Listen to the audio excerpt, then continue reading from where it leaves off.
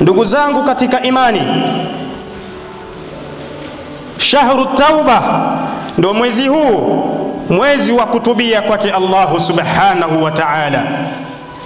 Endapo utafunga vizuri, maana amesema Mtume sallallahu alayhi wasallam, man sama ramadhana imanan wa ihtisaban ghufira lahu ma taqaddama min dhanbi, atakayefunga mwezi mtukufu wa Ramadhan imanan, huku akiona imani, wa ihtisaban, na matarajio kwake Allah subhanahu wa ta'ala, ghufira lahu ma taqaddama min dhanbi, Allah subhanahu wa ta'ala mtu huu atamsamehe dhambi zake zilizopita.